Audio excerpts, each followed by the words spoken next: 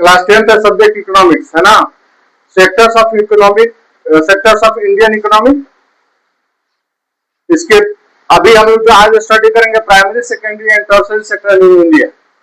इसके पहले हम लोगों ने जो जो पढ़ा हुआ है उसमें से क्या पढ़ा था, प्राइमरी सेकेंडरी और टर्शियरी सेक्टर। उसके बाद पढ़ा था कंपेयरिंग ऑफ थ्री सेक्टर।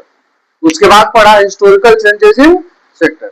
यानी ये जो होगा आपका पार्ट 5 है, पार्ट 5, क्योंकि एक पार्ट जो था वो इंट्रोडक्शन का हुआ था, ठीक है ना। ये टॉपिक वाइज टॉपिक हम लोग पढ़ रहे हैं, वीडियो में टॉपिक वाइज टॉपिक बनाया जा रहा है। इसका मतलब क्या हुआ, primary secondary tertiary sector in India का मतलब भारत में, अब स्पेशली हमको पढ़ना है कि भारत में प्राइमरी सेक्टर, सेकेंडरी सेक्टर और tertiary sector, how much production produce, what are the total employment related to primary secondary and tertiary, ठीक है ना।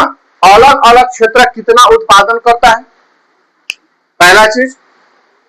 What are the separately production by the three sector, what are its economic contribution in the country development, है ना। इनकी जो अर्थव्यवस्था है वो देश के विकास में कितना काम करता है।